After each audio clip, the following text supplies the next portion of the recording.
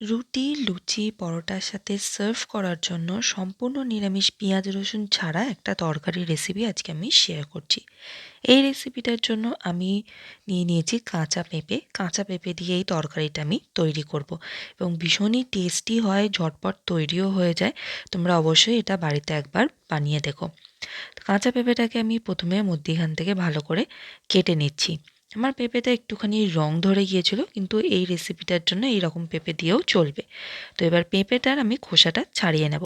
এই যে সবুজ রঙের যে খোসাটা রয়েছে সেইটাকে খুব ভালো করে ছাড়াতে হবে, যেন একটুও সবুজ অংশ লেগে না থাকে। একদম পুরো সাদা এইরকম ধবধবে করে পেঁপেটাকে ছাড়িয়ে নিতে হবে।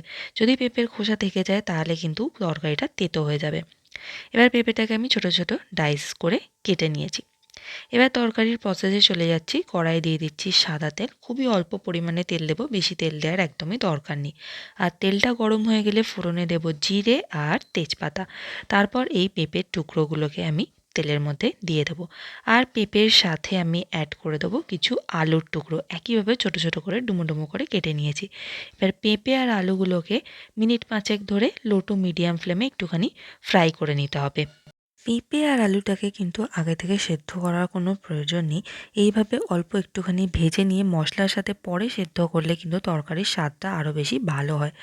তো পেঁপে আলুটাকে ভালো করে ভেজে নিয়ে এটার মধ্যে আমি অ্যাড করে দিচ্ছি আদা আর কাঁচা লঙ্কা কুচি। তোমরা বাটাও ব্যবহার করতে পারো। আদা কাঁচা লঙ্কাটাকেও একটুখানি ভালো করে ভেজে নেব যতক্ষণ না এটার কাঁচা গন্ধটা চলে যাচ্ছে। যেহেতু নিরামিষ তরকারি তাই একটু মিষ্টি মিষ্টি বানাবো, তাই কাঁচা লঙ্কাটা কিন্তু আমি অল্প পরিমাণেই দিয়েছি। তোমরা চাইলে একটু বেশিও দিতে পারো। এটার মধ্যে অ্যাড করে দিচ্ছি স্বাদ মতো নুন আর একটু চিনি, যেহেতু মিষ্টি তরকারি হবে। আর দেবো হলুদ গুঁড়ো আর জিরে গুঁড়ো। আর কোনো মশলা কিন্তু এখানে ব্যবহার করার কোনো দরকার নেই। লঙ্কা গুঁড়ো তো একদমই ব্যবহার করা যাবে না। একটুখানি জল দিয়ে মশলাটাকে কষাচ্ছি, যাতে শুকনো মশলাটা নিচে লেগে গিয়ে পুড়ে না যায়। তো সেই জন্য একটুখানি জল অ্যাড করেছি। মশলাটাকে এবার খুব ভালো করে আমি কষিয়ে নিয়েছি। দেখো সব পেঁপে আর আলুগুলোতে পুরো মশলাটা লেগে গেছে। এবার এটার মধ্যে মেশাচ্ছি আমি মটর, যে মটরের ঘুগনি করা হয় 1 কাপ মতন ভিজিয়ে রেখেছিলাম। তারপর এটা প্রেসার কুকারে সেদ্ধ করে নিয়েছি। মটরটা 4-5টা সিটি লাগিয়ে নিয়েছি। এবার এই মটরটাও অ্যাড করে দিয়েছি আর অল্প করে একটুখানি জল দিয়ে ভালো করে মিশিয়ে নেব। এবার এটাকে ঢাকা দিয়ে লো টু মিডিয়াম ফ্লেমে এটাকে আমি ছেড়ে দেবো যতক্ষণ না পেঁপে আলু খুব ভালোভাবে সেদ্ধ হয়ে যাচ্ছে। তো 5 থেকে 7 মিনিট এইভাবে ঢেকে লো ফ্লেমে ছেড়ে দেব। তো 5-7 মিনিট পরে ফিরে এলাম, একবার চেক করে নেব তরকারিটা রেডি হয়ে গেছে কিনা।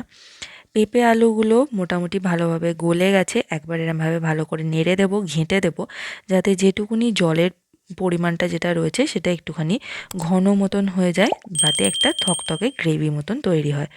আর একদম শেষে এটাতে আমি অ্যাড করে দেব গরম মশলা, হাফ চামচের, ছোটো চামচের হাফ চামচ গরম মশলার গুঁড়ো দেবো। আর দেবো সামান্য একটুখানি ঘি। এই লাস্টে ঘি গরম মশলাটা কিন্তু একদমই স্কিপ করবে না, এটাই কিন্তু রেসিপিটাতে একদম চার চাঁদ লাগিয়ে দেবে। যেহেতু নিরামিষ তরকারি তাই জন্য একটুখানি ঘি গরম মশলা অ্যাড করলাম। আর এই রেসিপিটা একদম তৈরি হয়ে গেছে সার্ভ করার জন্য। গরম গরম রুটি, লুচি, পরোটার সাথে এটাকে এবার আমি সার্ভ করে দেবো। রেসিপিটা ভীষণই টেস্টি হয়, তোমরা অবশ্যই একবার বাড়িতে ট্রাই করো আর আমাকে কমেন্ট করে জানাও। ভিডিওটা ভালো লাগলে লাইক, শেয়ার আর সাবস্ক্রাইব করতে ভুলো না। Thanks for watching. দেখা হচ্ছে আগামী রেসিপিতে।